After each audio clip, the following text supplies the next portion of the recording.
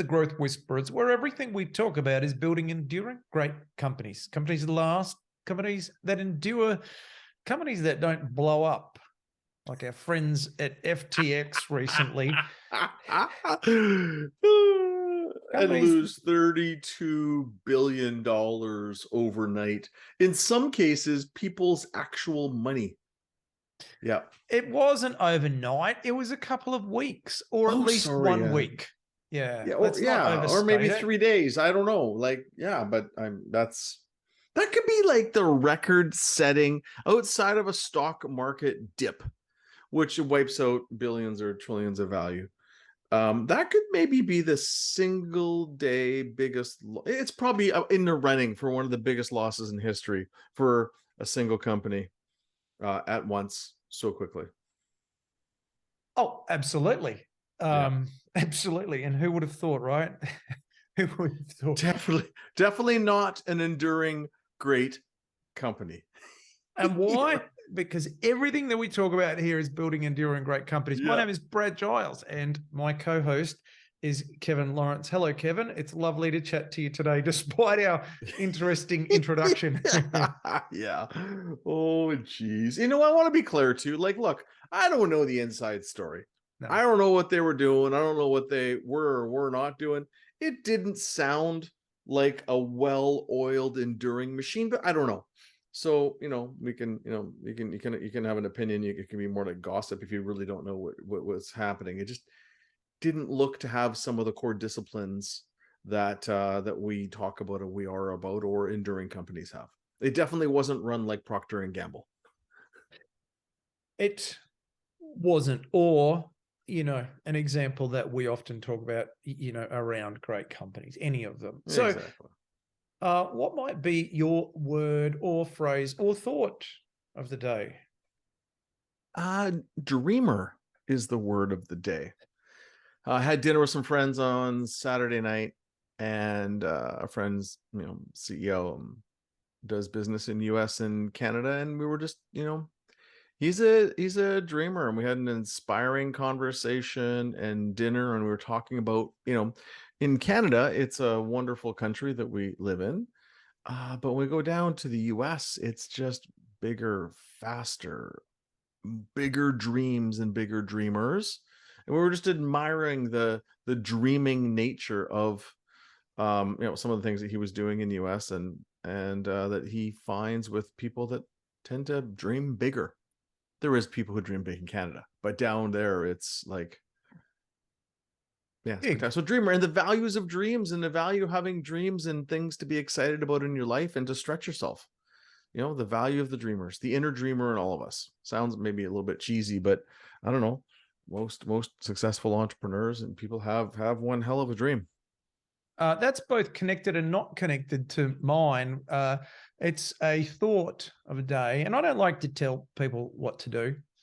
But in this case, building a case as to why the United States should switch to the metric system.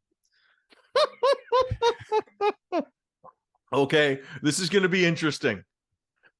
Well, okay, Texas, you're going to start to use millimeters and kilometers.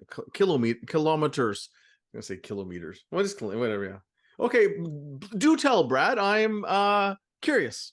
Well, that's what science does. And science does it for a reason, not just because the entire rest of the world, except for, I don't know, one tiny country, every single other country in the world does it. Yeah,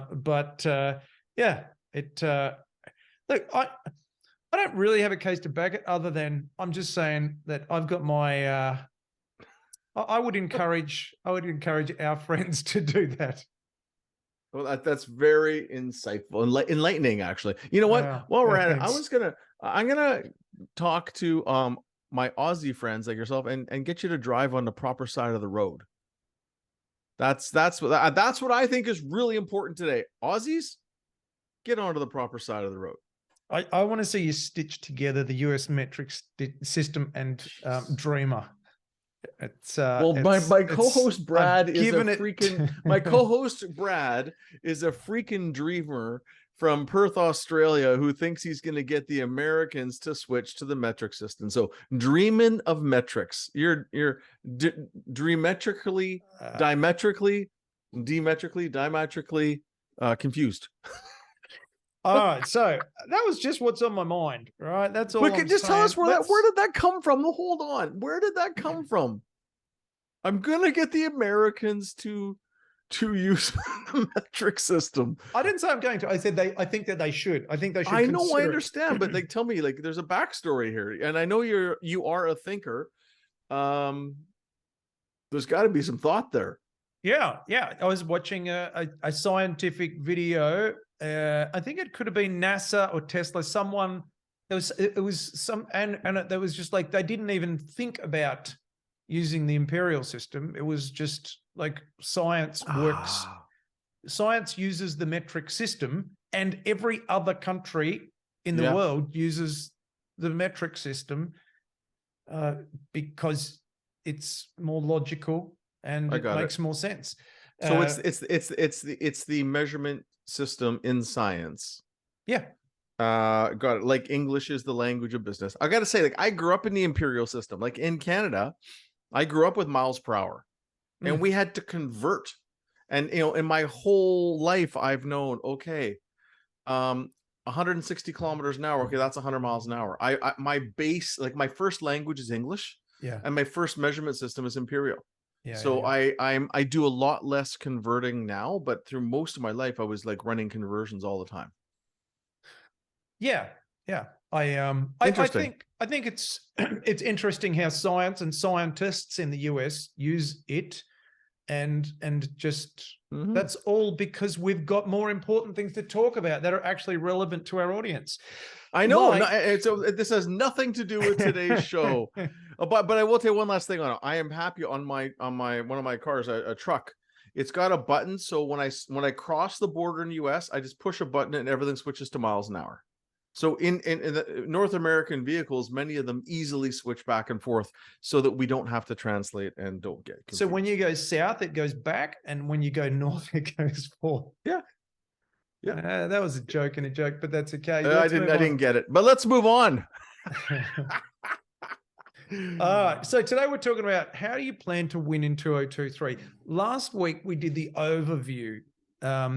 We did the overview of, look, it's an uncertain time. There's no doubt about it. This is, the numbers are trending one way. The experts, and we don't proclaim to be experts, the experts are saying that, there's a good chance of a recession in 2023. But what we do say is we try to offer some ideas for people to think about as to what can we do to win in this uncertain environment that is perhaps trending downward. Hey, let's hope that it doesn't trend downward. But, please, let's hope. Yeah, but plan and prepare. This week, in the midst of this 5-part series, we're looking through the lens of people, because we had an overview last week, and then in the subsequent weeks to this week is people, next week is strategy, then execution, then cash. Looking forward. It's a challenging time. People are, people are losing their jobs. We spoke about FTX at the beginning of the episode, but equally, there have been tens, if not hundreds of thousands of job losses across the tech sector already. Now, I get it that the tech sector isn't our audience, or is only a small subset of our audience. It's not everybody, but it's a piece. It's a notable part, and it's a notable part of the economy these days. That's exactly my point. It's still there, and there are other things that are happening as well. So how do we navigate these choppy waters? Yeah, and today we're looking through the perspective of people. And, as we're thinking about this, it's like, there's a lot going on. Everyone's busy, and everyone always has been busy. We always have been. We always will be. But I think about, like, people prepare consciously for holidays. With my family, talking about getting ready, for the Christmas holidays that, many people celebrate here in the West. And, and when do you put the tree up, and the presents, and where are we going over the holidays, and whose house are we doing things at? And we do a lot of thought of that. And, When we're doing road trips, we prepare our vehicles for the road trips. We make sure there's air in the tires and we got the gear that we need and the car's been serviced. And, and same when kids start the school year, we prepare them and they get their supplies and back to school clothes. But we do all that naturally. But what do we do to prepare our teams for a brand new year? Sometimes we might do a great job. Sometimes we're so busy doing what we're doing, but we don't think like, can we get people extra prepared for what's going on? Because just like a holiday or a road trip or going to a new school, if you're a kid, it's an adventure. So that's kind of what we want to dig into. And a quote, and I've shared this one before and I'll share it again. It is one of my favorite quotes of all time, probably in my top 10. From Sun Tzu, the author of Art of War, or where the principles of Art of War came from. And I use this quote when it comes to planning and things. But Sun Tzu says, as the text reads, victorious warriors win first and then go to war, while defeated warriors go to war first and then seek to win. And it's all like, basically you win before you step foot on the battlefield. And you could argue that a big part of your winning is before we step foot into 2023. Yeah. And that's what I want to set the tone for today is, how do we be really prepared and not take our people for granted and step into 2023, maybe more prepared. And again, we can't be prepared for everything. So that's kind of the thinking to lock us into here today, Brad. Yeah. Perhaps a slightly different angle. If we look back, many of us had an experience about a dozen years ago in the global financial crisis. Mm-hmm. If you had that time again, what would you do different going into the challenges that were present at that point in time? And we now have that opportunity if all of the experts are correct, that things are going to get more challenging. Now is the time to prepare. And we're saying around the people side. So what do we do? And I would just make one little flag there, Brad. The only thing is, like places like Canada, we barely got touched by that global financial crisis. It was a little speed bump generally compared to lots of parts of the US got hit hard and many parts of the world. Canada had not much at all. So, most of us don't, most people in Canada haven't experienced a hard hit. Yeah. Where you may have and other places have. But it's a good thought. I love that. I love the thinking. It's just for Canadians, it's a little different. No, it's a very good point. And different sectors maybe weren't connected to the financial aspect, but this time might be. And certainly even if you are in tech, there was the 2000 tech bubble that burst. Yep. And that would be certainly similar to what they're experiencing at the moment. For sure. So I guess, they say that the Chinese word for crisis is opportunity, or as the great philosopher Homer Simpson said, a crisis-tunity, when he merged the two words together in one of the Simpsons episodes. So we've got to look at this in terms of preparation and also preparation to deal with what's happening from a people front, and also through the opportunity that's being presented. Because there are opportunities with so many layoffs. There are. And that you can pick up some amazing A players. Just be careful, because when people lay people off, they generally do everything possible to keep the A's and only let go the low performers. I got burned by this before. People, there's all kinds of great, this is 2009, all kinds of great people in the market. Well, there was all kinds of people in the market. We didn't find many great ones. So, make sure they're an A player for your org, because people fight to keep those ones. That's an interesting and very, very valid point. I actually sent you a photo of before and after Elon Musk at Twitter on your phone, Kev. Okay. And so what we've got on the before, it looks like a university campus. Lots of young, fresh faces who are, they're very much I don't know. I don't want to get political by any sense, but they very much look like it's a Young, fit, fresh. attractive college students. Yep. And then the after Elon, they look like they're straight out of Revenge of the Nerds, with all credit to our very smart tech people. Yep. I love it. And they're, very, very multicultural and very much looking like engineers. So yeah, it's interesting that you want to make sure that you're taking on bona fide A players, let's say. Yeah, and I gotta say, I like, one of the things Elon said, hey, if you're gonna stay, get ready to probably work as hard as you've worked in your life. He said different words, but that was the essence of it. It's like, bring the warriors. This is the time to bring the fighters to the front and let's go. Right? Who do you want to go to war with? And yeah, it was awesome. So let's dig into that. So lots of opportunities. And it's interesting, last night at dinner with some friends, we had a spectacular dinner and conversations, and we were just talking about mental health and resilience, because I've been doing a lot of speaking around mental health and resilience. It's my most popular keynote. And we're sharing with them how a construction company had me speak at their annual event, a conference they were having, and about resilience, because they wanted to better equip their leaders to be able to handle the stress that they're, one, coming out of, but two, going into. But it was also so they were doing resilience training and mental health training for the team, but they were also doing financial training and had resources to help people with financial stuff, because as bills go up, things are costing more, right?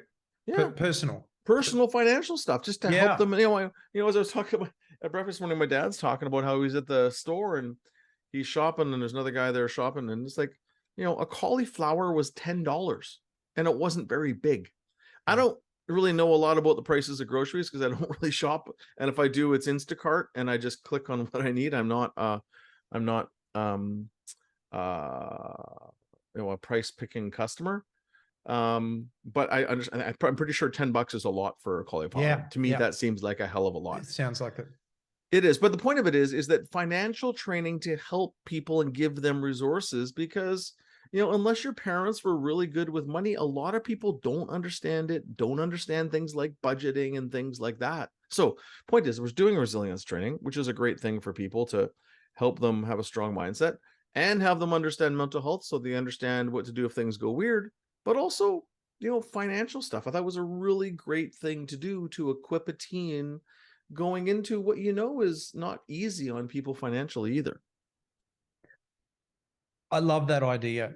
Help the people to understand it's tough times, and that what they can do to build their own, I guess, financial education. It makes me think about another story. I think it was Spotify. It could have been Square, but I think it was Spotify. And this was maybe 6 months ago. They outlined the challenges that the business is facing in the market and individually. And they were just really, really clear. This is where we're at.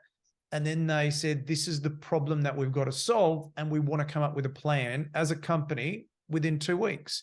So they kind of broke up the components of the problems around all of it, aligned everybody once they built the plan around the priorities, and then set to work to do it. So a problem shared is a problem halved, is the old saying. Yeah, I love that one.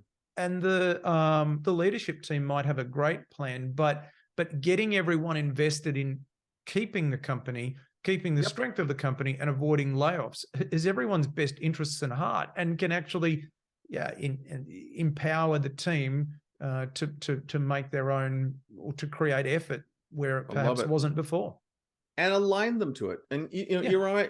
So I love that. That's a great one. You reminded me another story as well, as about what many of our clients are doing now. Many is, we don't want to have to do layoffs. Layoffs are really hard on a business. And if you have to do it, you have to do it. It's not fun. It's not pretty.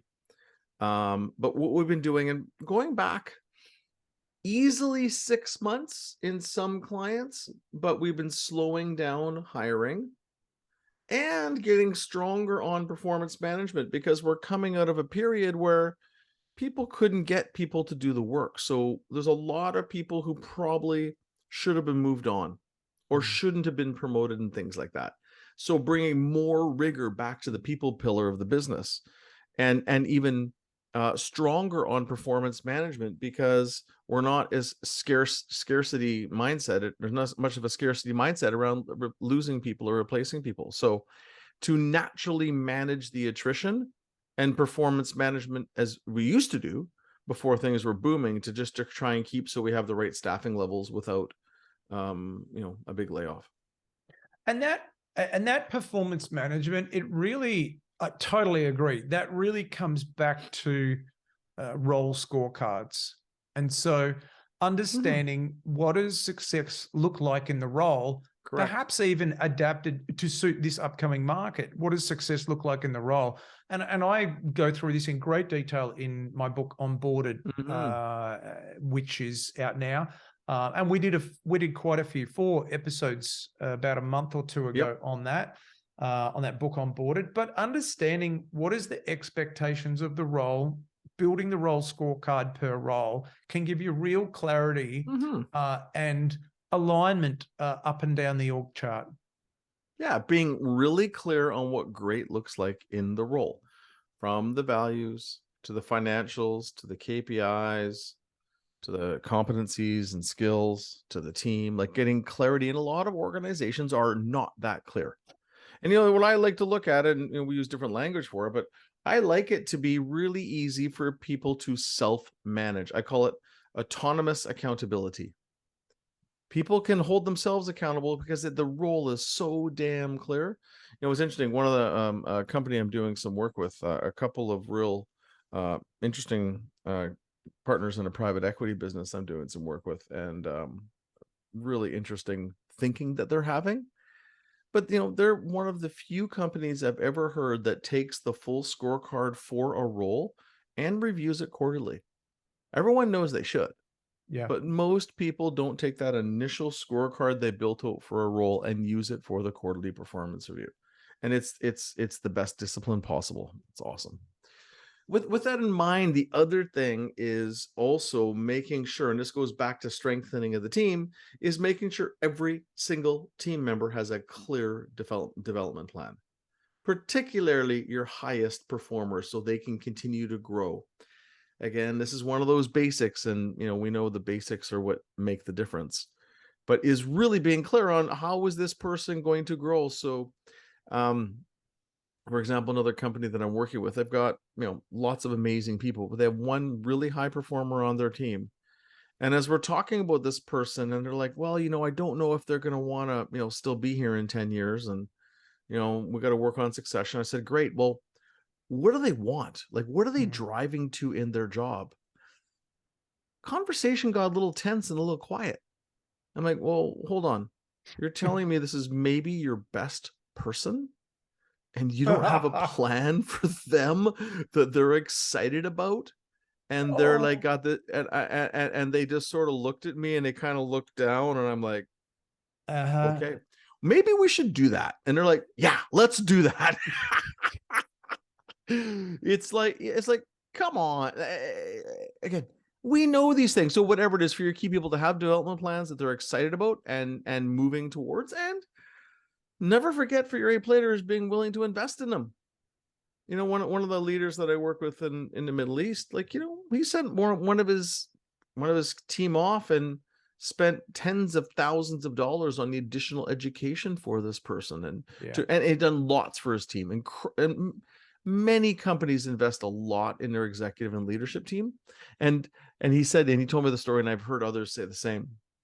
He used to have a head of HR that goes, why are you spending all this money on these people and developing them? Because they can get amazing, but then they could leave. And he's like, yeah, or they could be mediocre and stay. Yeah. I'd rather have, but it's a big point of it is serious development for your key people, so they grow and increase their capability. Basically, make your warriors stronger. So you speak about development plans. Totally agree. What happens before development plans is assessing the talent. Where are they at? And so here in Western Australia, our state in 2000, and I think it was 18 and 19 or 17 and 18, around that period, we went through technical depression. We had 8 quarters of negative growth at a state level. Pretty interesting time, that's for sure. Things after COVID have kind of come back. But the point that I make is, through that time, one of the teams that I worked with here, they did a talent assessment every month with their team that is assessing every person, every manager, assessing every person in their team against their alignment with values and their alignment with productivity in the role. Yep. And then having to explain to the other leaders in the business, what are they going to do about it? And so what that meant is that they came out of that depression, that economic depression, to be clear, with a strong team of A players at the basis of a development plan for everyone. And now that we've turned into good times, or over the last few times has been good times, this company has soared. It's been amazing. Shocking. But see, that's the job. The job is to continue to build a stronger team around you.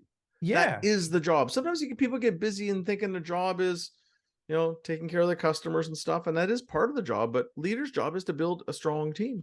There's a guy called an ever-increasing strong team. Go ahead.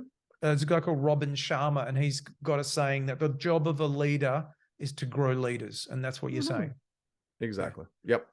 So, and the thing is, it comes from clarity of what great looks like, and then continually doing the job of a leader and or manager to grow and improve and develop those people. So the next thing is, I call them, in your oxygen mask first, there's a chapter called Lick Your Toads, which is cleaning up all the loose ends and procrastinations in your life and your work. But companies will do some spring cleaning called like Toads Days instead of Tuesdays. It's a bit cheesy, but it works. But where people make a list of a whole bunch of lower value things that drain energy, drain psychological energy. It might not be worth a fortune, but it's like friction and burden in the system, and just getting it cleaned out. And there'll be things like, the Toads list, or things that people have been procrastinating. And it's like spring cleaning for your house and cleaning out your office or your computer or your process or your files or who knows. And coming with a bunch of stops and things to get out of the system, or the silly list, the things that just don't make any sense. And then the team and the team leader trying to figure out how to deal with those things. But basically, it's like you're on a road trip, take a breath, pull over in a rest stop, and clean the car. Like just get all, if you're eating on the road and traveling on the road or whatever it is, clean out the car, get the junk out of the car, maybe wash the car, and then get back on your road trip again. So some time to stop off and do that kind of stuff. A different version that other companies do is that they will, and again, these are regular things we should do, but the people have been so busy last couple of years, is just cleaning up core processes. Like going to, in scaling up, we've got, this thing called the PACE tool, the process accountability chart, but it's the most important processes, and identifying the top 5, 6, 7 for the business or team, mapping them and looking how to make them flow simpler. Or maybe making sure everyone has the core set of documents or tools or templates that we should be using. Just taking time to make everything run smoother and eliminate friction in the system. Yeah. So important, the people side of things, looking into next year, into 2023. It's something that's very easy to let slip, because you're focused really on the customer, on the numbers, on maybe changes in the environment, and reading, a lot of stuff in the media about negativity. But we know that rule number 1 is you've got to get the right people on the bus doing the right things the right way. And that lens still applies through this period of challenging economic uncertainty. And that's really what we're saying as a zoom out over all of these items. Make sure you got the right people on the bus doing the right things the right way, that is adapted perhaps to suit this environment. Yep, 100%. Last thing on the people piece as you were summarizing, going through that, Brad, is making sure that there's things in the culture that people are excited about. Like there's, what are your messages as a CEO? What are you saying? It's important to admit that things are hard, but what is the bright light you're showing them at the end? And one of the biggest things I've always looked at, and Brad, you and I have talked about this before as well, is that when you're at the peak of a market and you're going to go into a bit of a valley, or you could be going into the valley, have them looking up at the next peak. Like have them seeing where we're going. And it's like 5-7 years down the road, here's what's going to happen. You can look back and say, here's what's happened in history. Normalize it, because a lot of people have not been on this journey and it'll terrify them. Here's where we're going. Here's what it's going to look like. Here's why we're going to be stronger. Here's where the opportunities are. Here's why it's good for us, even though it's hard. And no different than parents when they're on a road trip and things become messy and there's a flat tire, reminding them we're still going to get to Disneyland and all the good things are going to happen and blah, blah, blah, blah, blah. So not forgetting the leadership and your job of showing the vision and the reason to believe in that vision. That's funny, because you're right with all of that. On a very quick and different story, one of the leaders that I work with said to his leadership team, next September for our annual workshop, our annual 2-day strategic meeting, we're going to go to the south of France. Now, let me tell you, I reckon he's going to have zero attrition in his leadership team between now and then. Sure. Yeah, he's making it fun. Yeah, why not? That's awesome. Great. So let's wrap up. So we're talking about people. We know it's a challenging year coming ahead, and some industries are going to have incredible booms, but generally there's a feeling it's going to be tough. And hey, if it isn't, maybe we'll all go to south of France, but there's a good chance it'll be challenging. And really, what do you do to develop your people further, get people rallied around the challenges, develop people more, make sure they have clarity on what great performance looks like, gut out the systems and streamline the systems, spring clean the business, and get people focused on what's possible and what they can be excited about. It's pretty straightforward stuff, but we just need reminders sometimes because it's busy, and ideally getting ourselves set up to win next year. So this has been the Growth Whispers. Thank you for listening. I'm Kevin Lawrence here in Vancouver, British Columbia, Canada, with my amazing co-host Brad Giles in Perth, Australia, the country that drives on the wrong side of the road, but does use the metric system. To subscribe, the Growth Whispers, you can find it wherever you like your podcasts. YouTube, if you want to watch the video, YouTube, and then just search the Growth Whispers. Brad and I both have newsletters that we put out every week. Brad has a longer, thorough, tons of great thinking in his newsletter. Mine's more of a one article and a podcast, but both of us have our best thinking we love to share. We have a strategy and belief in abundance. You can get a hold of Brad for his newsletter and resources at evolutionpartners.com.au. And myself and my team is at lawrenceandco.com, lawrenceandco.com. Hope you have an awesome week, and hope you take time to think about how you can make yourself and your team stronger and more effective next year. Have a great one.